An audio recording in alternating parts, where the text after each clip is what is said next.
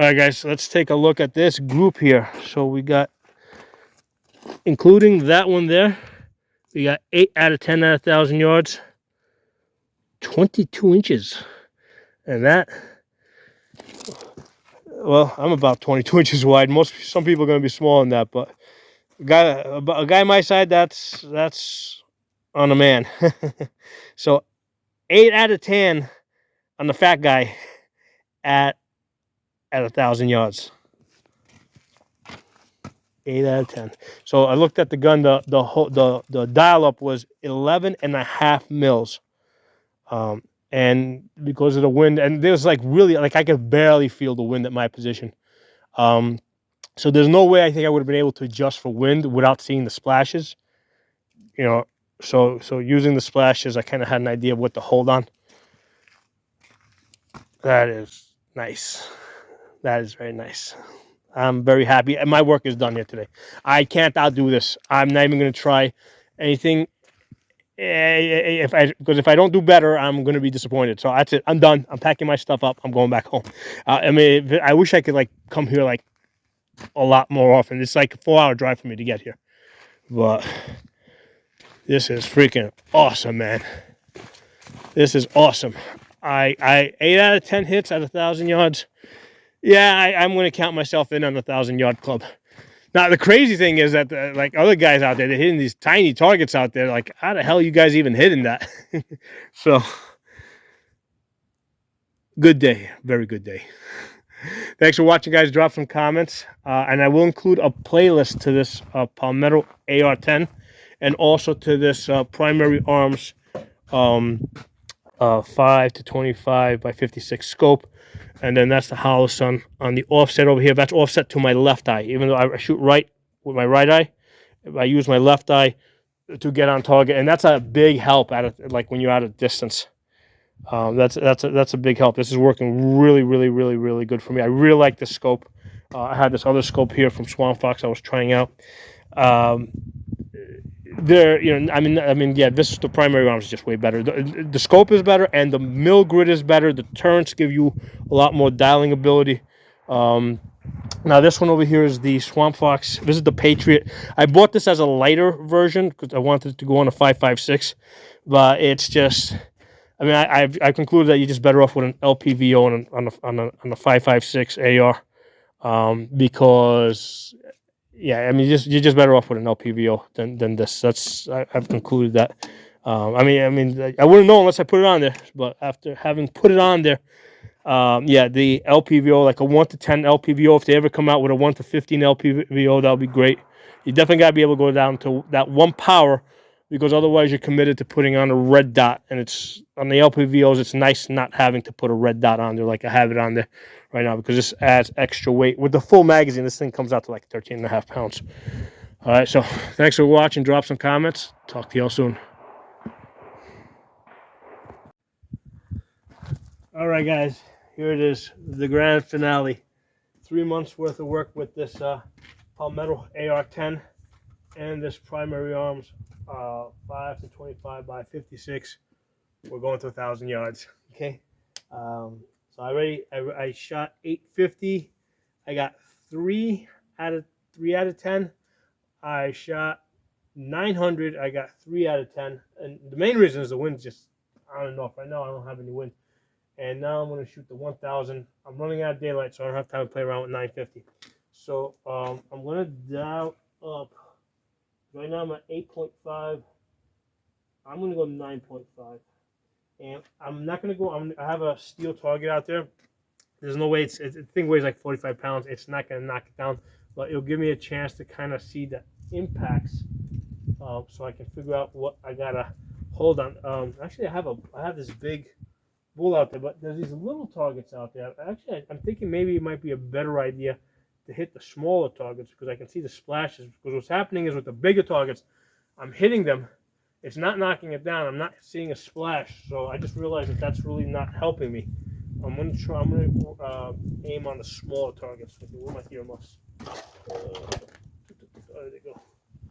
All right. Let's go out to 1,000 yards. Okay.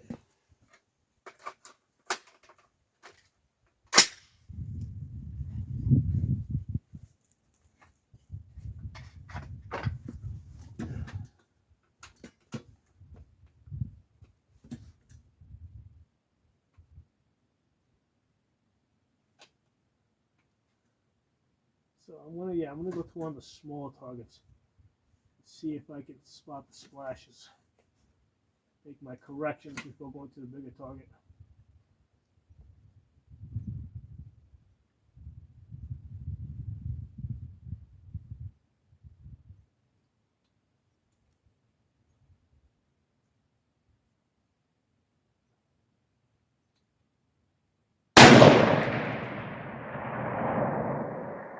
Okay, so that was low to the right, around 4 mils to the right.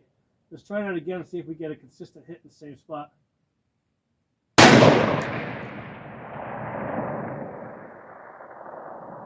3 mils to the right, 2. So I'm going to dial up another 2 mils.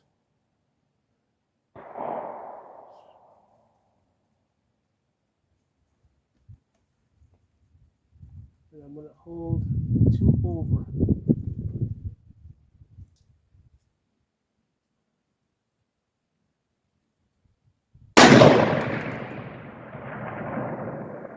Let's see that.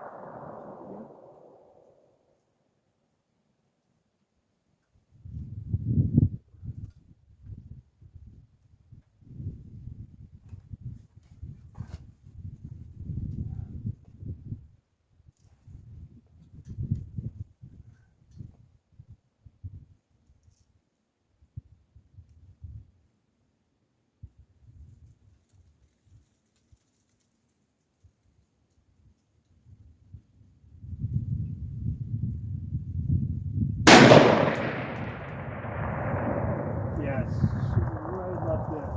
That's going to be my hold. 2 over to the right.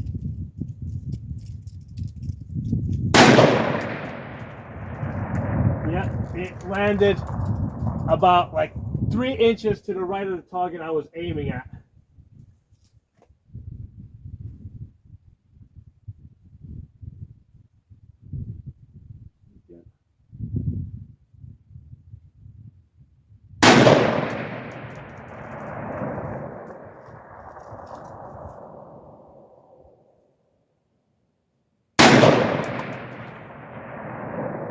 Yeah, it's landing right there. Okay, so that's my hold.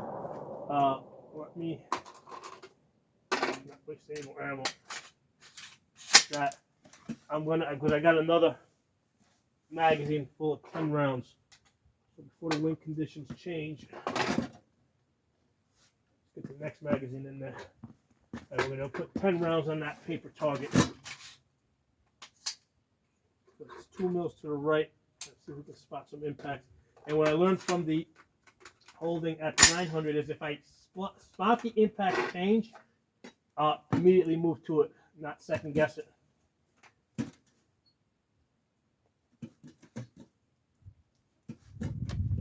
Okay, 1,000 yards. Here I come.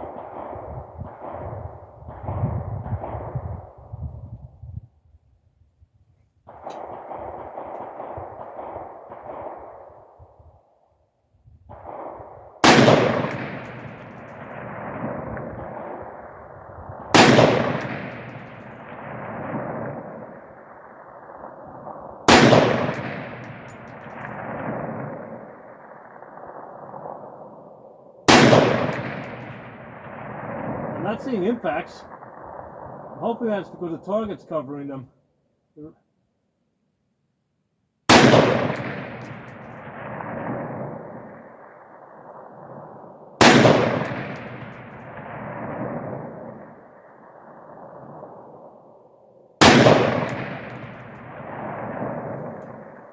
I am getting thrown out of the scope a lot though. I mean, I can see why people love their muzzle brakes.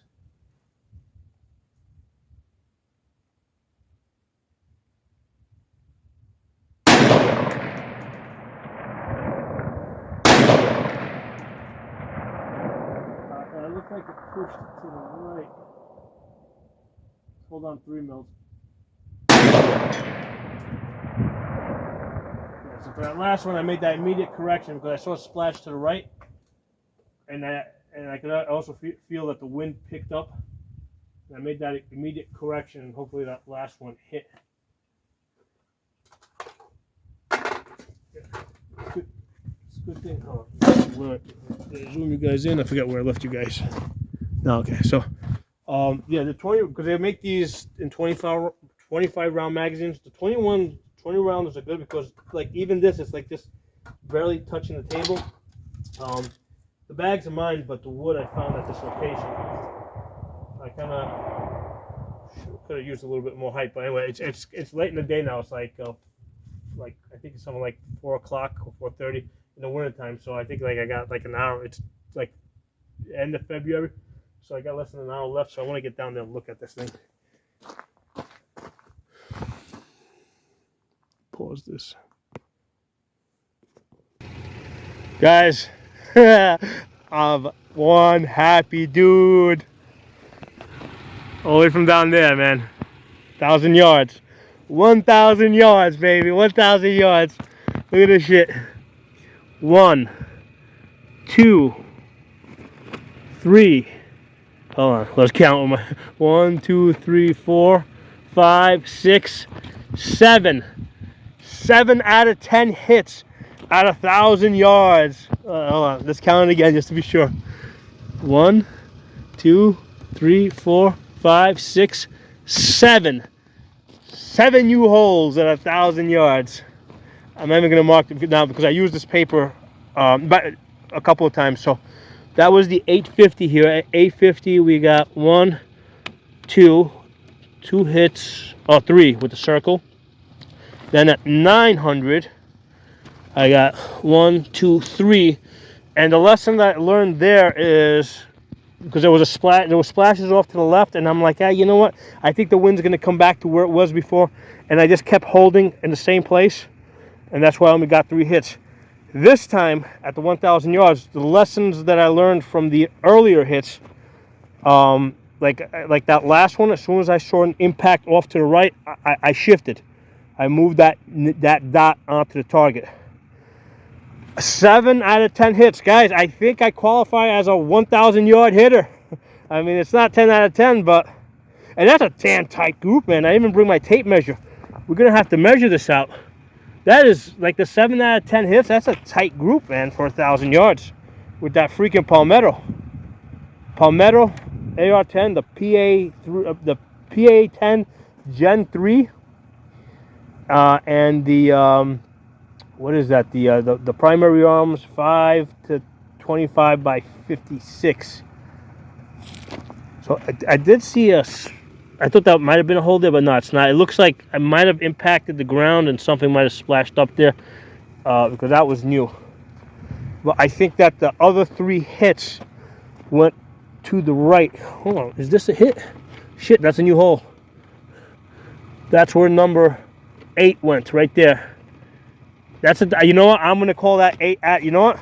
I'm gonna call that 8 out of 10 because, yeah, I mean that's inside a man-sized target. I'm gonna count. It's off the paper, but I'm counting that. I'm taking that. That is 8 out of 10 right there. Right there. There it is. Ooh, ooh! Look at that. I mean, should I count it? Should I not count it? You know, because I'm gonna leave this on the wood. Because I'm going to do a day after analysis, and I'm going to have to leave this on the wood because otherwise you guys, when they watch the next video, they're not going to believe that it was so close, that it was right there. Oh man, 8 out of 10 that time. We got to get a tape measure on this. In fact, I'm going to pause this. We got to go back and measure this out. We got to measure this out. This is with the Freedom Munitions 147 grains. This was like my first time I was going to shoot 1,000 yards. So that's why I'm like, you know what, let me take I didn't bring out the 150 grain bullets. I'm like, you know what, let me use up, because I used the American Sniper like early on to warm up today. And then I'm like, okay, let me use the 147 grains because I really like the 150 grains, right? They're a lot hotter. So that's why I'm like, let me learn with some of the, I mean, it's kind of like a little bit less because I got the 150 grain free munitions, which are even hotter. Oh man, look at that, man. Oh, let's go back and measure this. We gotta measure this. Hey guys, another interesting lesson worth learning, because initially I started out with these targets that I brought from, because these aren't at this location at the 1,000 yards. These are like at the 500 yards or 550. I'm gonna bring those back down there. But initially I started out using these targets to kind of spot my impacts and figure out what my elevation would be. That's what I was doing at the 900, at the 850 and the 900. But one of the things I noticed is that when I hit this, like if I miss, I can see the impacts in the dirt. Okay, I see dirt move. But when I hit this, okay, the 308 at 1,000 yards is not knocking this thing down, right? These things weigh like 40 pounds or something like that, right? It's pretty thick. It's not knocking this down already. It's not even knocking this down at 550 yards. Oh, no, at 550, I did knock it down. I couldn't knock it down with the 5.56. At 550, I could knock this down, but it took multiple hits sometimes to knock this down to get this to fall over. But at the 1,000, but what's happening is if I'm not knocking it down, I don't know where the impacts are. So what I did this time is, instead of using those targets, I was actually, I used these targets here, which are skinnier, right? They're like, whatever, like 6 to 8 inches wide, because this helped me figure out a lot faster what my holdover needed to be. Like it was a couple times because it was like, I forgot what it was. I think it was like, whatever it was. I'll have to look at the gun when I get there. But I noticed that like the splashes were like right here, right? The bullets were coming like right here through this, and they were landing in the dirt. And I'm like, okay, I got a good hold. I know what my hold is right now with this wind condition. And I just went from there straight to the target over there, and that's how I got this beautiful grouping over here. So even though it's harder to hit the targets, initially all we want to do is see the splashes.